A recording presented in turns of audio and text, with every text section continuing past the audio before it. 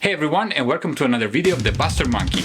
I'm finally back with another video, and this is a super exciting one for me. Today I want to show you how I plan my studies and how to set goals out of them. Since I was in high school, I tried to set challenges for myself and making these daily sketches. I was trying to stay maybe within 30 minutes, within 15 minutes, 10 minutes, and then maybe even 30 seconds or 10 seconds, and see if I was able to capture the essential part and the core of what I was trying to picture. Sometimes the exercise was about drawing and line work and just values maybe. Sometimes it was all about colors. So today we're gonna see something about color. So not color picking, you have reference, you have an inspiration, something that drives you, that you don't have to think about the subject. It's not about design this time per se, it's not about shape language, it's more about like calibrate your eyes into representing exactly the color that you see in your reference image or in real life onto your program or onto your canvas, whatever it is. Meaning traditional canvas. I mean, it's so confusing now, right? Everybody is digital, but you know what I mean. You get to a point where you start mixing the two, because when you get very good at this exercise and you get also very good at the exercise of line work and design, mixing the two completes you, and you become the ultimate master of the world and art, I guess. So today I'm gonna show you something that really helped me. This is super cool and fun to do, and I saw you guys responded very well on my latest post, so I was like, why not making just a recording of one of my paintings like this, so you can try to follow it, and please show me your result. Enough talking. As always, like and subscribe, it would be super appreciated if you want to. Let's get to the video. And as always, I start with the big shapes first, just values at this stage, very simple, lasso tool, and I just have fun with music on. I have a couple of references in front of me, the main one, which is for composition and the main subject, but I also have a couple of other ones for maybe some specific things that I want to add into this one, maybe like columns like I'm doing now. I think they are in the references. At the same time, I try to clean up the composition. I don't just go with the references one-on-one. Again, I try to push things a little more. I try to avoid tangents, simplify things, simplify readability. At the same time, again, I'm not losing the focus on the exercise. It's all about the color. And even if now I'm just going black and white, I'm just preparing all the layers so that I can go very fast later. This is probably the step that takes the longer, because I have to make sure it's very clear what's in front and what's in the back. But you see very soon how I'm gonna approach also the background, because the main details that I wanted to have was here in this main building, and that's why I started it first. So by knowing how many details I'm gonna put in there, it's gonna be easier for me to simplify and just get rid of details in the background and closer to the camera, because again, at least that works for me. But if you start from just the far background, sometimes you don't know how many details you want to put in there, because if you put in, let's say, a certain amount, which is already quite a lot of details there, then it's gonna already be very busy, and whatever you're gonna put in front of it needs to have even more details, especially the subject and the focal point. So again, I think it's a good habit, especially for this exercise, to start with the details on your subject. Speaking of backgrounds, you can see now I jumped on it and how simple it is in this values phase. You also saw that I opened a new document before real quick, just to create that pattern, those crossing lines. I do that very often, especially when I want to create textures that are, let's say, flat, and I just want to copy and paste them around my painting. It makes the whole process much faster. I don't need to care too much about perspective. I can just relate on distorting it with the transform tool in Photoshop. That's super cool, or the warping tool as well. Everything that makes your process faster is what I'm using here, basically. Even if at this stage the values are not completely representing the reality of what it is and what it's gonna be, I pay attention to what's gonna be dark, the dark areas and the bright areas, to keep an unbalanced feel. Remember always that ratio of 70 versus 30 or 80 versus 20% of whatever is gonna be in your composition. It can be the size of something versus something very big versus something very small. Color works the same way, values work the same way. So I know that the main area and the main focal point in this painting is going to be, of course, the biggest contrast. At the same time, the whole gray to dark area is much bigger than the very bright area. So I hope it makes sense, but you'll see at the end. You just saw that I was working on the car there. That was super fun, and that's probably the closest thing we have to a human connection in this painting beside the buildings. The car is probably what you see the most, I hope, maybe.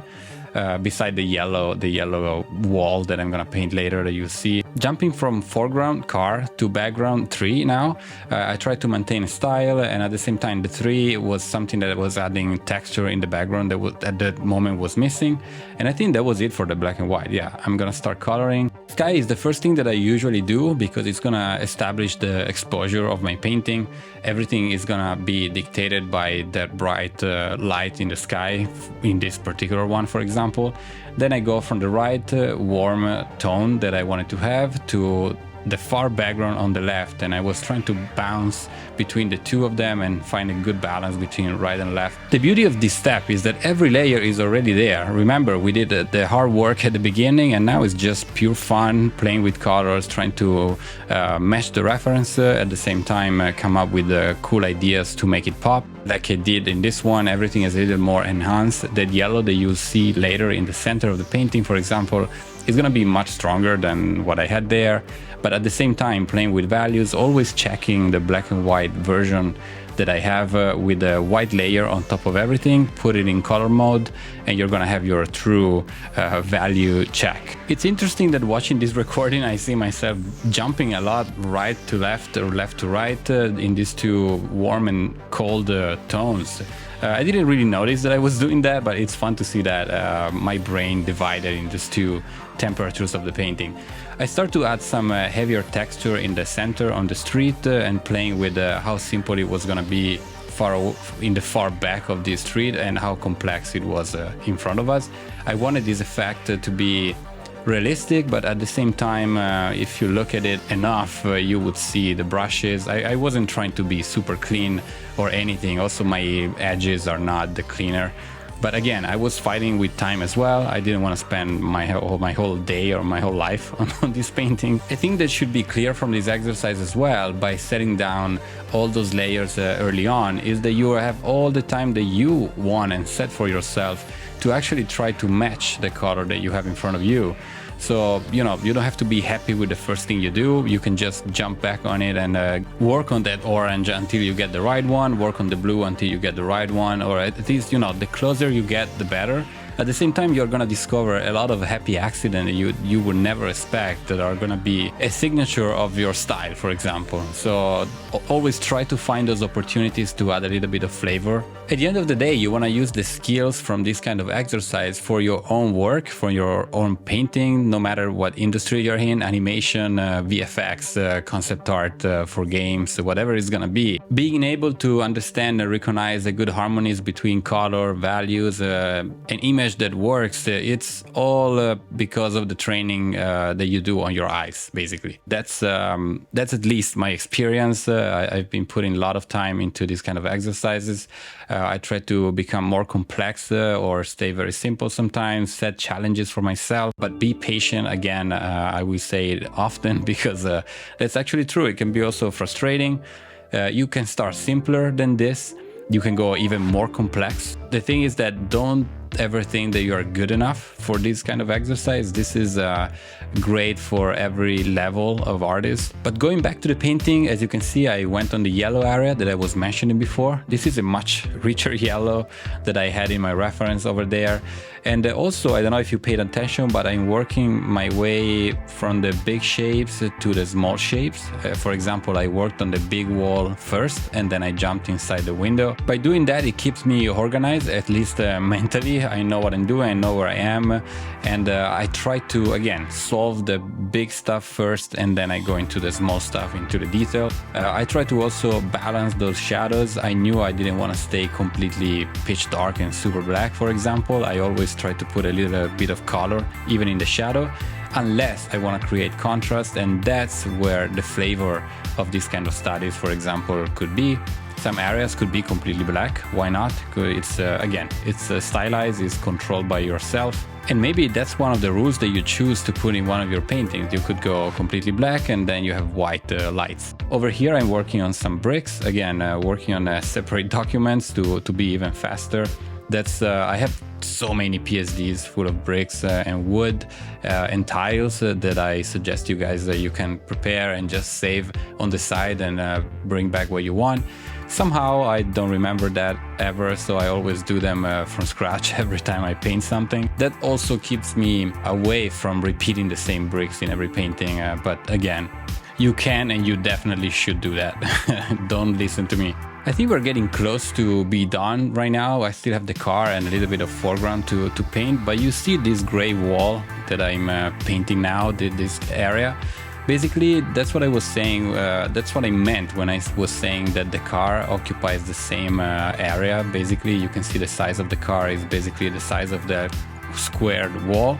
So I'm gonna add a window at the end just to compensate and break the evenness, because they were fighting, and those are sort of things that you wanna pay attention. You wanna make sure that things are, again, as I said at the beginning, for the values and the temperature, unbalanced. So the car, if the car has that shape, nothing else in the frame should occupy exactly that shape, unless you break that rule adding something else. Like for example, I do at the end, you're gonna see the final result, a window in that wall.